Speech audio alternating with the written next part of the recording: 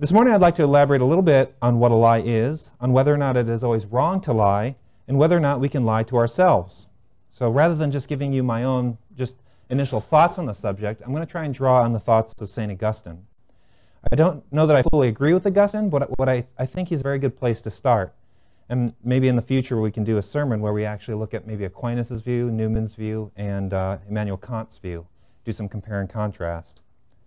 My interest in this topic was stirred by a book called Lying, an Augustinian Theology of Duplicity, which was here. You can get it on CBD for $2.99. It's a very good book if you guys are interested in this topic. The Holy Spirit had already been convicting me of my own tendency to be dishonest, but this book helped to clarify and sharpen my vision so that I began to see more clearly just how deep and wide my dishonesty is. All of us know that it's wrong to lie, but few of us see how easy it is to lie and how entrenched we are in our own lies. In fact, if you made it your life's ambition to never lie, you would probably be one of the most socially awkward people around. Many of our social graces rely on our ability to distort our true thoughts. Even if we think someone smells funny, we usually shy away from telling them this. Anyone who just blurted out his or her thoughts without any sort of filter would be considered rude. So imagine what it would be like if we had no filter and just said anything that came to mind. A conversation might go something like this. Joe comes up to me and says, "Matt, do you think I'm a good singer?" I would say, "No, I've been meaning to tell you that I wish you'd spare us from having to hear you sing." Joe says, in response, he says, "Well, maybe you just have bad taste."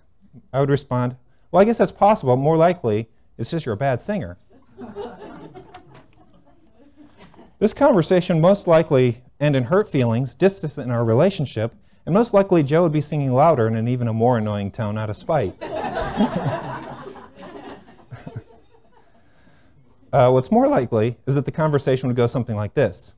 Joe asks, "Matt, do you think I'm a good singer?" My response would be, "Joe, you make such a joyful noise to the Lord. It's wonderful to be singing next to you in church. You have such a great heart for the Lord." Joe responds, "Thanks, Matt, you're such a good Christian."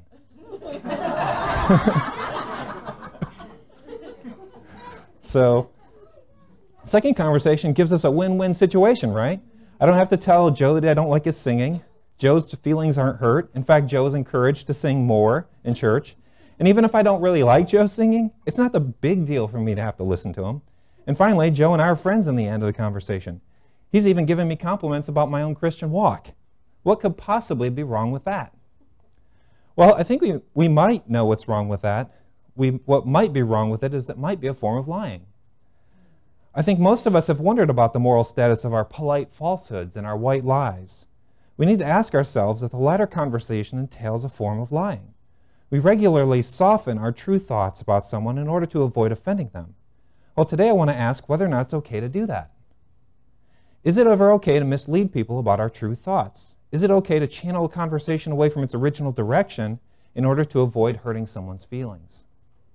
Or we could ask another difficult question, is it okay to tell a flat-out lie in order to protect someone or protect their life even? Again, I think most of us at one time or another have asked ourselves these types of questions, but have we taken the time to really think through these questions in order to come up with a coherent answer? If we're reflective at all, and I think if we're honest with ourselves, I think most of us would have to admit that we have used all sorts of tactics to help us to avoid telling people what we really think. We might want to hide our thoughts because we don't want to hurt someone's feelings. We might distort the truth in order to look better than we are. We might tell a flat-out lie because we don't want to be pestered by the effects of telling the truth. We have many different motives for avoiding an honest reply. As Christians, we should be the first to confess this and work to come in line with what is right and good. So how do we do this? Do we just muster up enough power and march through life speaking only things and plainly honest? Do we stop caring about what we say, how what we say affects other people? Is that the solution? Is that the answer to this problem? Well, before we try to answer this question, let's look more closely at what a lie is and what a lie is not. First, let's start with three questions. What is a lie? That's what we're asking. Is it always wrong to lie? And can you lie to yourself? First, if we were to go to the person on the street and ask these three questions, we might get responses something like this. What is a lie? Oh, well, a lie is when you tell someone else something that isn't true. Okay, so what is a lie to the person on the street? Telling someone something that isn't true. Is it always wrong to lie? Well, usually yes, but there are some cases where it might not be. For example, if a Nazi asks you where you're hiding Jews in your house and you lie to protect them, then that's morally permissible. Some of us might even include white lies in the category of things that are morally permissible. How about, can you lie to yourself? The response might be, of course you can. People lie to themselves all the time. We tell ourselves that we are virtuous when we're full of vice. We tell ourselves that we know more than others when we're really ignorant. Okay, so that's kind of the initial response we might get. It might surprise you to know that St. Augustine thinks that none of the above answers are correct. For him, a lie is not to say something false. He thinks that people can say untrue things without lying. Also, Augustine places a universal ban on lying. So in the example we just gave with the Nazis, if the Nazis come, you can't lie to them, for Augustine. Unlike the consequentialist or graded absolutist, Augustine says it is never morally permissible to lie. Concerning our ability to lie to ourselves, Augustine's view is more grand and nuanced than the answer we just gave. It's not just a flat-out, no, we can't lie to ourselves, but it's a very intricate view of how we lie to ourselves, which includes an entire psychology. So if lying is not saying something that is false, what does it mean to lie? Before we answer that question, let's explain why Augustine thinks that you can be truthful even when you say something false. If I were to tell you that the President of the United States was Johnny Appleseed, I'd be telling you something that is false, right? But if I really believed that the first president was Johnny Appleseed, would I be lying? Augustine would say, no, you're not lying. You're just stupid, maybe, or ignorant.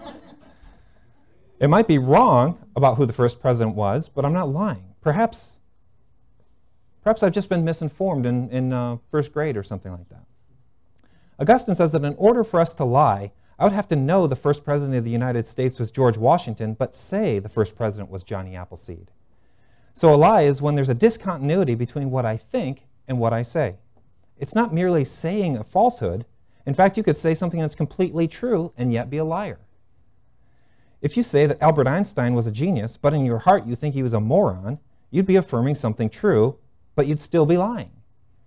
Your statement that Einstein was a genius is objectively true, but when you say it, it's a lie because you don't believe that it's true. What we can gather from this is that the lie requires us to say something. In order to lie, you must say something that is inconsistent with what you believe to be true. So looking at our above examples, if I tell Joe that he's a good singer when I really think he sounds like a wounded animal, I'm lying to Joe. I don't really think he, well.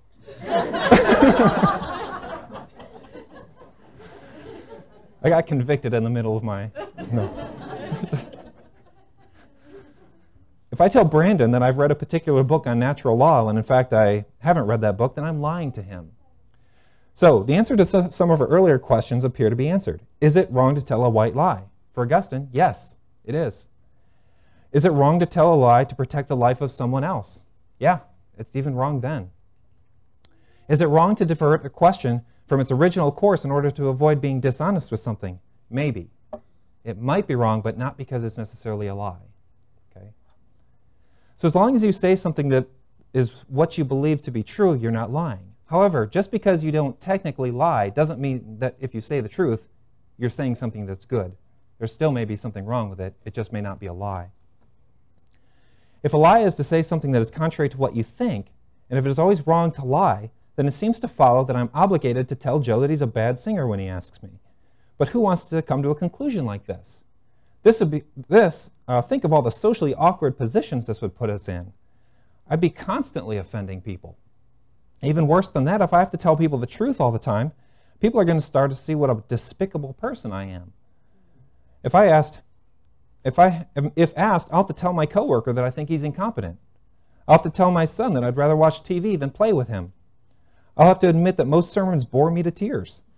I'll have to admit that I find conversation with a lot of people almost completely uninteresting. Since I have an inclination to want... She was like, oh gosh, did she just say that? Since I have an inclination to want people to like me, and since I want to be on friendly terms with as many people as possible, I often want my own bad thoughts and attitudes to keep them to myself. Being completely honest would expose how depraved my inner life is. Most of us are so used to keeping our thoughts to ourselves that we don't even think about the process in which we sort out thoughts that we want to express to others, the ones that we don't want to express to others, and then the ones we choose to lie about. Every conversation we get into, we select some things to say and select other things to leave out. And we usually choose nice things to say. Because we do this, we start to identify with what we express externally rather than what we think internally. So we start to think that we're really very nice and good people. Why?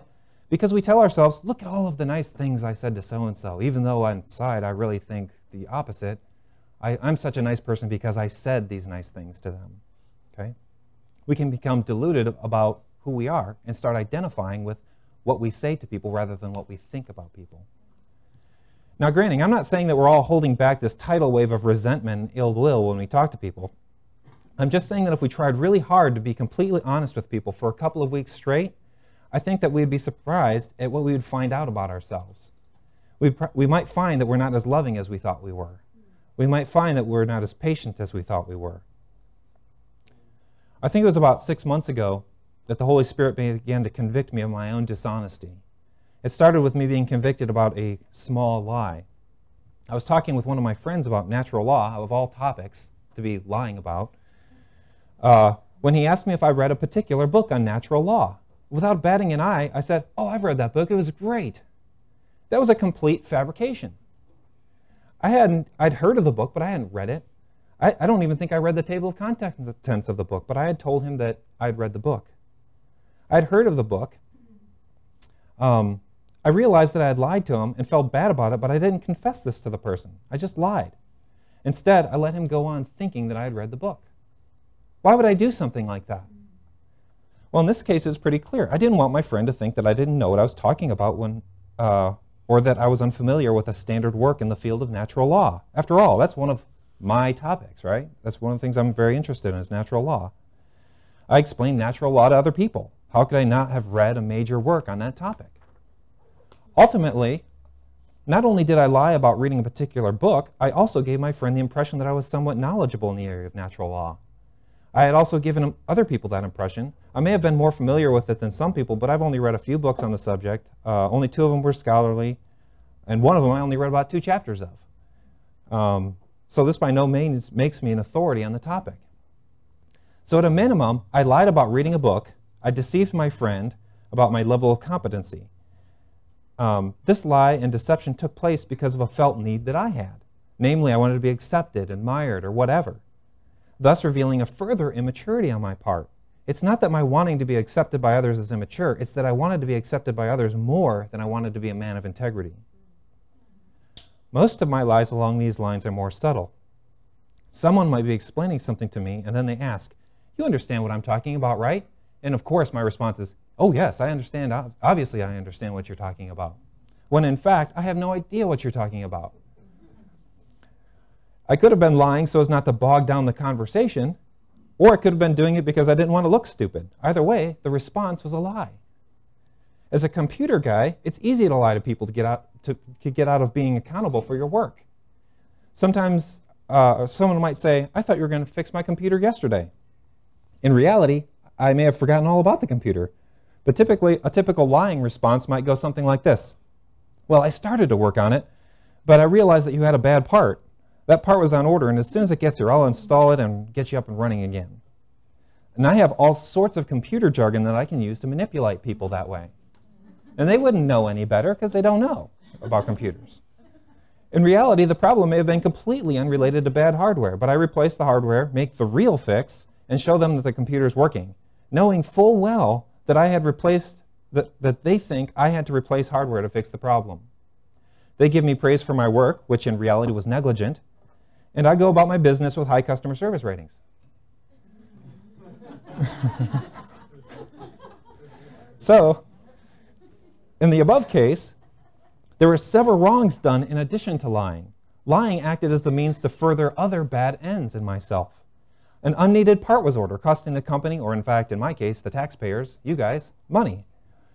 The user had to wait an additional day in order to get her computer up and running, which caused other people to have to wait on her. Additionally, I learned that you can get away with being disorganized. I also learned that positing a false problem works, thus encouraged me to lie in the future.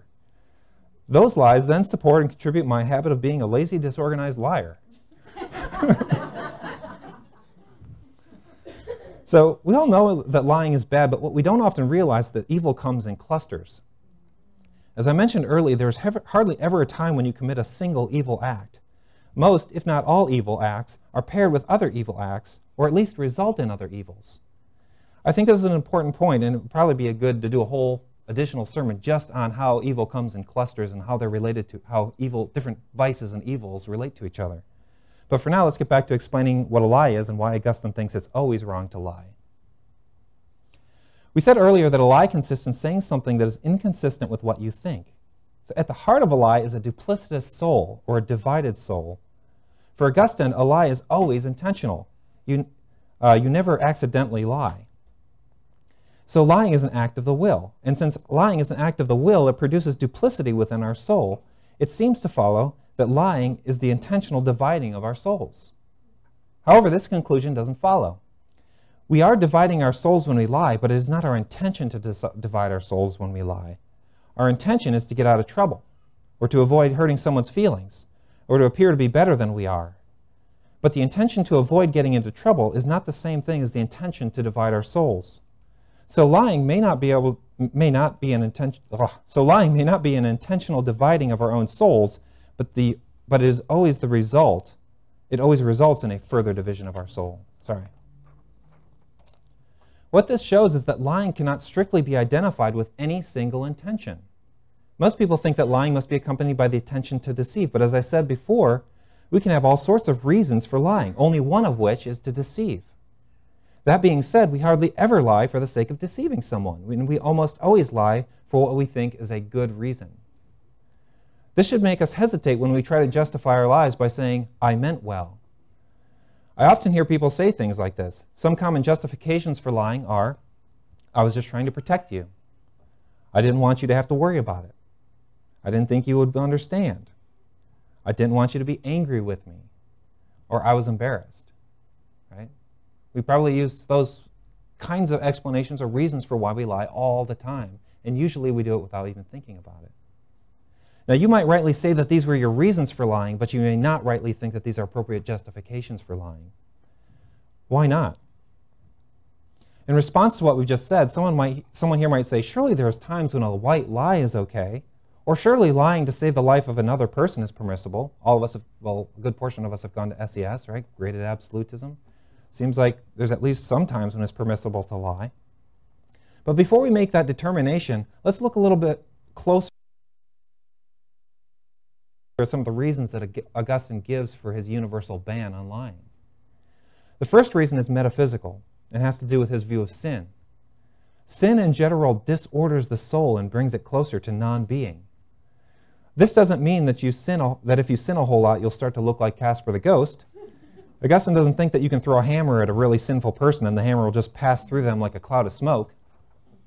In order to understand what Augustine is saying here, you have to know something about his view of creation. Augustine views all of reality as being hierarchical. Angels are on the highest order of created beings. Inanimate is in the lowest order of created being. As you go from angels to dirt, you find that being has more or less order. The most unified of creating beings are the angels. Matter, on the other hand, is the least unified. By its nature, by matter's nature, it tends towards chaos and non-being. The implication here is that when man becomes ordered by obtaining virtue, he reaches closer to the higher order of reality. When he sins in general and lies in particular, he becomes more chaotic.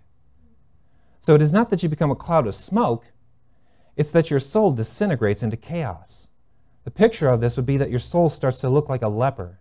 And just as a leprous body degenerates and tends towards disorder, so your soul degenerates when you sin. If you watch horror movies, evil creatures are almost always hideous looking. Or if they are beautiful, underneath they're really ugly, like on a TV show V.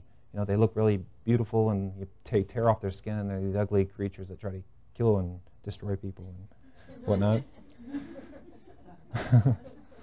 So underneath the beautiful shell of the body lies this... Oh, I just said that, sorry. In reality, fallen angels are probably beautiful. We depict them as ugly because it best represents the decay the decayed and ugly state of their being.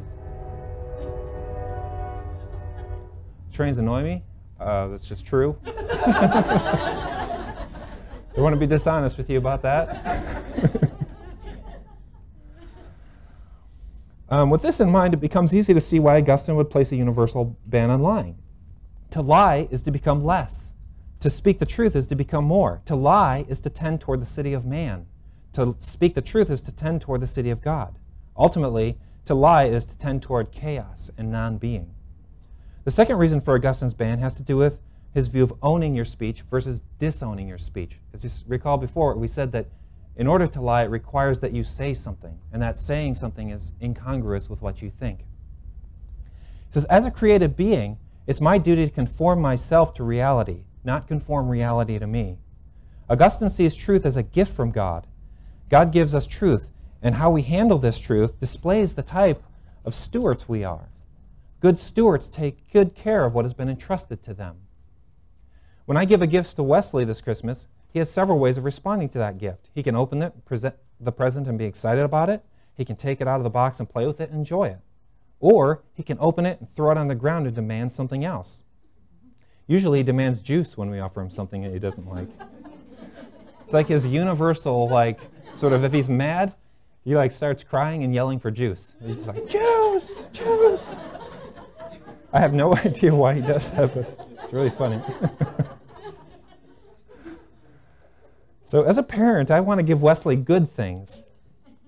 I also want Wesley to use and enjoy those gifts that I give him. If he does not do that, I'm disappointed. When it comes to the gifts that God has given us, we don't have the moral right to refuse them or to be poor stewards of those gifts.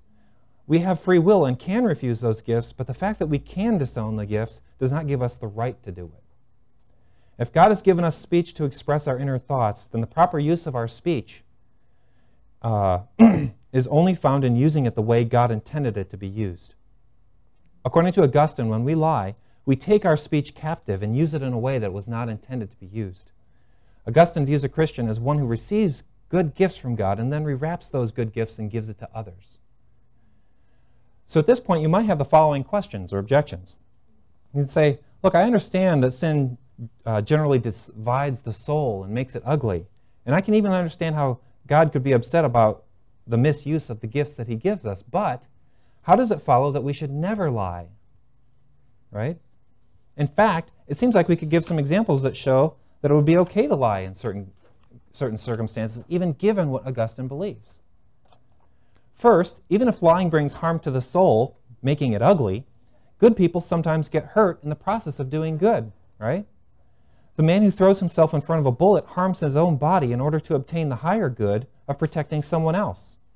If you get drunk and ask your friend to shoot you in the belly because it would be kind of fun to watch, then that's obviously evil, not to mention stupid. But willingly getting shot in the belly in order to save the life of another person is permissible because of the good that it brings about, namely the saving of someone else's life. So why can't lying be likened to this? Why can't we say, yes, I agree that lying harms my soul, but isn't it okay for me to allow harm to come to myself if that harm brings about someone else's good? Isn't it okay for me to allow a little harm to my own soul in order to allow for the good fellowship with other people, or in the example of saving someone's life? Augustine's response would be a resounding no. It's not okay to lie, even in those cases. He says, unlike the body, it is never okay to allow harm to come to your soul. Harming the body, especially in cases like the ones we mentioned, requires largeness of soul. The man who throws himself in front of a gun to save someone else does so because his soul is healthy. So the analogy between bodily harm and the harm of the soul does not work for Augustine.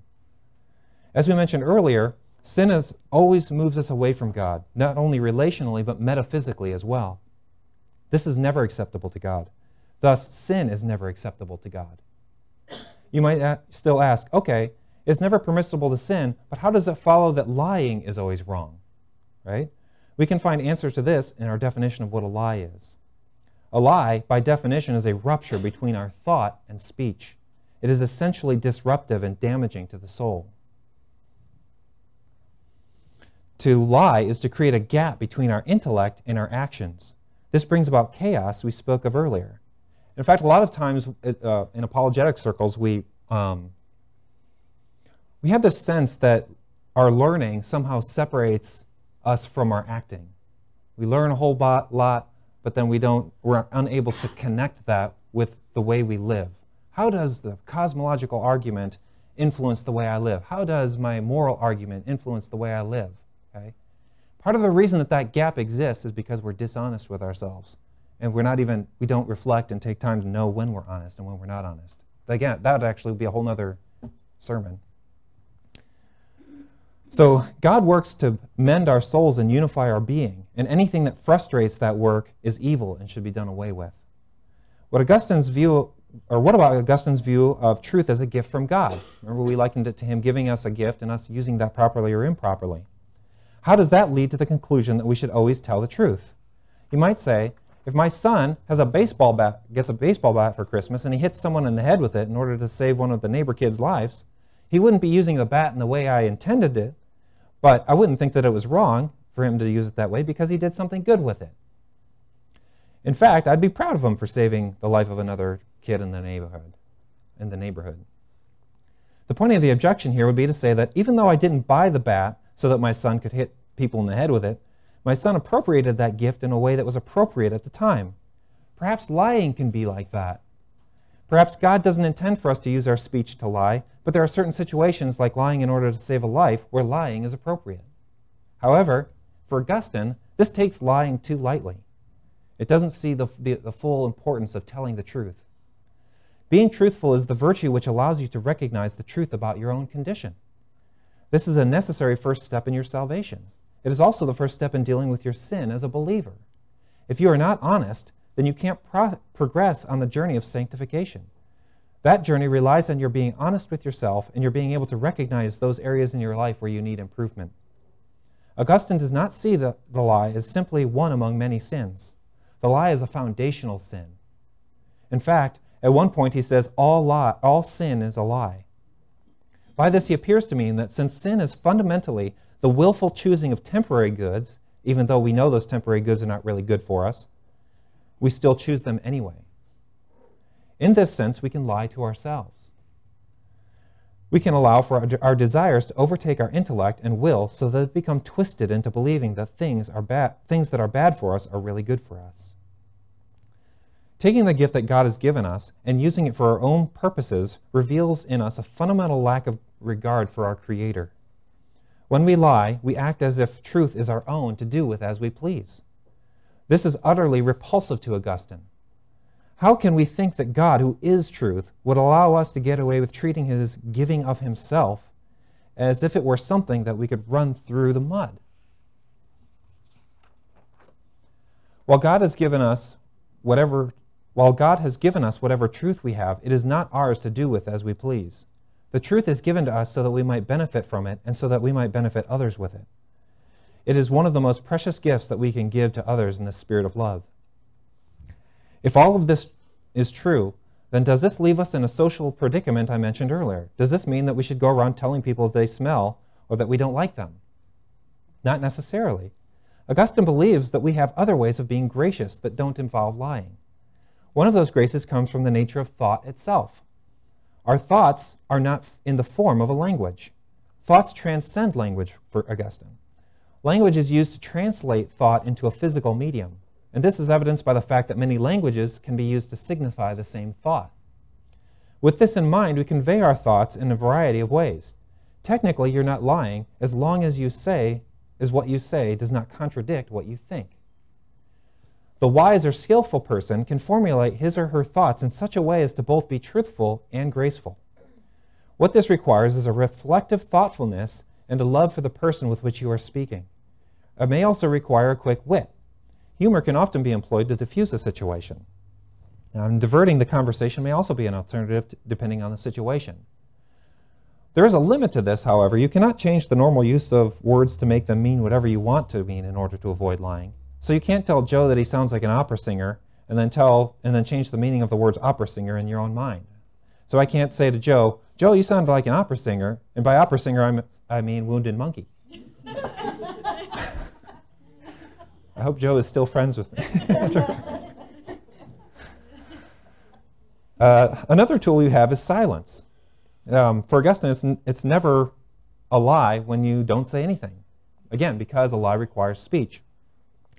Contrary to those who say that to say nothing is to be in agreement, silence is a good way to avoid lying. You can also say things like, I would rather not comment. That's been pretty helpful for me. Yeah. So there are many ways to remain graceful without lying. And I'm not sure that I agree with Augustine when it comes to the universal ban on lying, but even if he's wrong about that, he brings a sobriety to the issue that few people today do. Even if we think that it is okay to lie sometimes, we should take very seriously the wrongness of it before we give ourselves license to do it. We usually give ourselves way too much license to distort the truth. This is especially true in a culture whose highest value is to not offend anyone. I don't think that we need to go out of our way to offend anyone, but we do need to grow up and stop being so easily offended. We also need to stop being so worried about offending others. If our love for each other is genuine, we can withstand some verbal bumps and bruises. In fact, a big part of what holds us back from having deeper relationships is our lack of honesty with each other. We go years without telling someone how we feel or what we think for fear that they may not like us if we say it. So then every time that touchy subject comes up, we avoid it and never mend the relationship. Because our fear of offending people, we leave huge rifts in the relationship that keep us from loving each other in the way that Christ called us to love each other. Having deep and abiding relationships with people is messy.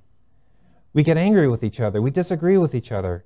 We say things to each other that we later regret. But we stick together because of our common love of Christ and because we have invested in each other.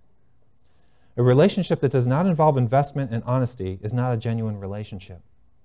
You may be able to get together with others and have a good time, go golfing, paintballing, whatever, but you are not true friends until you can be honest with each other and still be friends. God longs for us to be honest with Him in our prayers. He can handle messiness and awkwardness. In fact, He demands that we lay ourselves bare before Him. If we do not do this, we will never be a friend of God. Our lack of honesty is very often the cause of our superficial prayers. God, I thank you for this food, without being truly thankful, is superficial. Our speech must reflect what our mind and must accurately reflect our mind and our heart. If that happens, you will be in a position to spot your own superficiality. You will see when you're just going through the motions because you have diligently trained yourself so that your speech and your thoughts are in agreement. What I'd like to challenge everyone with this week is to try to be very cognizant of what you say to people. Try this for at least 1 week. When you say something, if you suspect that you aren't being entirely honest, stop speaking. Think about what you're saying and make sure that what you're saying is truthful. Pray that God would make it apparent to you when you're being disingenuous. Be mindful of what when you're trying to manipulate people. A lot of times we give arguments for things and we don't even care if the arguments that we're giving are true. We just throw them out there to manipulate people. Recognize when you're using an argument in this way, rather than helping them come to a knowledge of the truth. So if we can pray, and then we'll go into a time of prayer. Lord, I thank you for this congregation, this group of people with whom I'm able to speak and interact with and love. I just pray that you would help us to learn to speak truth, or to be cognizant and aware of our intentions, our own thoughts. I pray that you'd give us discernment and shine light on the areas in which we need improvement, Lord. That you'd help us to sharpen each other as iron sharpens iron, and help us to grow together, Lord, in love and in respect. Lord, in Jesus' name, amen. What I'd like to do now for the next 10 minutes, we have communion coming. But if you guys can break up into groups, you need at least 2 for a group. But anything beyond that is acceptable. And if you guys can just reflect a little bit on maybe some area in your life that you need improvement on, and then ask somebody with you to pray with you about that. It doesn't have to be something embarrassing or whatever, but just something that you could be working on and that someone else can pray for you with. So if you guys want to go ahead and do that for about 10 minutes, and then I'll call us back for communion.